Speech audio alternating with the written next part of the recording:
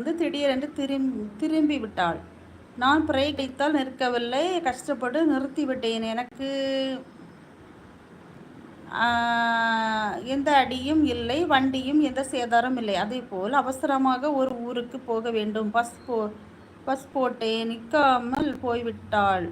அடுத்த பஸ்ஸு அரை மணி நேரம். அந்த பஸ்ஸு டிரைவரே மனசுக்கு திட்டினேன். திட்டதான் செய்வோம். திட்டி விட்டேன். நான் ரொம்ப பேசிவிட்டேன். எனக்கு பசிக்குது. சாப்பிட்டுட்டு வரேன் அக்கா. ஓகே ஓகே ஓகே ஓகே பசிக்குதா? ஓகே சக்திவேல் கவுண்டர் போய் சாப்பிடுங்க. மணி எத்தனை ஆகுது? 9 மணி ஆகுதா? ஓகே, நானும் இனி சமைக்கணுமே.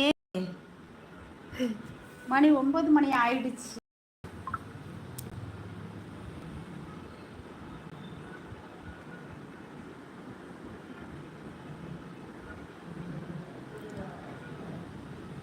எல்லா விஷயமும் நம்ம எண்ணம் போல நடக்காது. நமக்கு பிடிச்ச மாதிரி எல்லாம் நடக்கணும்னு நினைச்சாலும் அது நடக்காது. இயற்கைக்கு உட்பட்டு தான் நம்ம வாழ்ந்தாகணும். எது நடக்குதோ அது, அதாவது நான் ஒரு கீதை, நம்ம வந்து பகவத்கீதை, எது நடந்ததோ அது நன்றாகவே நடந்தது, எது நடக்கிறதோ அது நன்றாகவே நடக்கிறது, எது நடக்க இருக்கிறதோ அதோ நன்றாகவே அப்படின்னு நம்ம ஏற்றுக்கிடணும். அப்படி ஒன்றும் அது நடக்கிறது இல்லை. என் வாழ்க்கையில் ரொம்ப ரொம்ப ரொம்ப அவமானங்கள், கஷ்டங்கள் எல்லாம் நான் சந்திச்சிருக்கேன். அப்போ நான் இன்னைக்கு வந்து என் வாழ்க்கையில் அது நல்லது தான் நடந்துச்சு அப்படின்னு சொல்ல முடியுமா? கண்டிப்பாக சொல்ல முடியாது.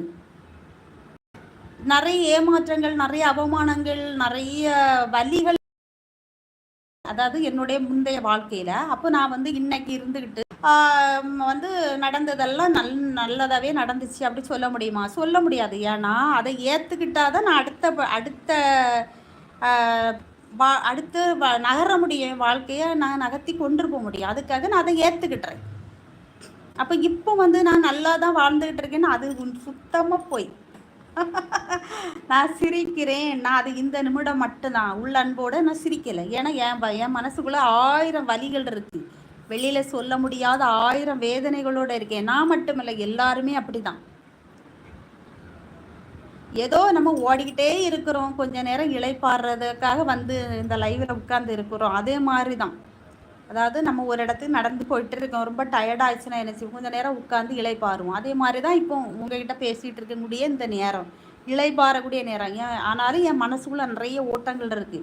டைம் ஆச்சு, சமைக்கணும், சாப்பிடணும், சாப்பாடு கொடுக்கணும், அந்த வேலை கிடக்கு, இந்த வேலை இருக்குன்னு இதே மாதிரி தான் எல்லார் வாழ்க்கையிலும் இருக்குது.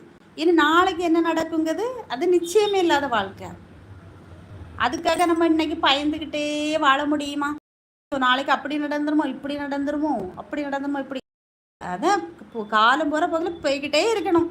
அது இன்னைக்கு பார்த்தவன நாளை பார்க்க முடியல, நாளை பார்த்தவன நாளை கழிச்சு பார்க்க வாழ்க்கை. இதை எடுத்துக்கிட்டு நம்ம போய்கிட்டே இருக்க வேண்டிய. பின்பு வேற பஸ்ஸில் ஏறிக்கொண்டு போனேன். நான் திட்டினேன் பாரு, அந்த பஸ்ஸு ஆக்சிடென்ட் ஆகிவிட்டது. யாருக்கும் உயிர் சேதம் இல்லை. இல்லை, எல்லாம் சின்ன சின்ன காயங்கள் தான். அன்று கடவுள் என்னை காப்பாற்றி விட்டார். கவிதை கோவிந்தன் சொல்ல வாரீங்க. நான் ஒரு எறும்பு கூட துரோகம் பண்ணலை. கடவுள் வந்து என்ன எந்த பிரச்சனை இல்லாமல் காப்பாற்றிட்டாருங்கிறது உங்களுடைய நம்பிக்கை. இதை நான் வந்து குறை சொல்லவே இல்லை. ஏன்னா இது வந்து உங்கள் நம்பிக்கை. இது வந்து நடந்திருக்கு, அதனால் நீங்கள் சொல்கிறீங்க. ஆனால் இன்னொரு கவிதை கோவிந்தன் சொல்லட்டாம். ஒரு மனிதர், அதாவது எங்கள் ஊரில் ஒரு மனிதர், நல்ல உயர்த்தி பேசாத ஒரு மனுஷர், யாரும் அவருக்கு அவர் மனைவி மக்களை அவர் வந்து நல்லா வச்சுக்கிட்டார். ஒரு ஆடம்பரம் இல்லாத மனிதர், மனைவி மக்களுக்காக வாழ்ந்தவர்னு வச்சுக்கிடுவோமே. 2 நாள் தான் டக்குன்னு பார்த்தா ஆள் இறந்து போனார். எப்படி?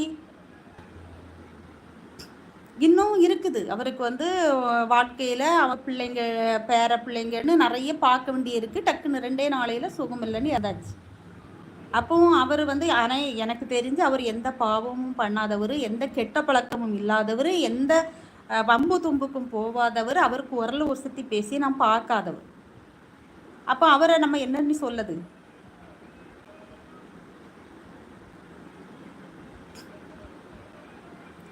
அப்போ ஒவ்வொருத்தர் வாழ்க்கையிலும் எது எது நடக்கணும்னு இருக்குதோ அது அது நடந்தே தீரும். அதை நம்ம யாரும் நினைச்சு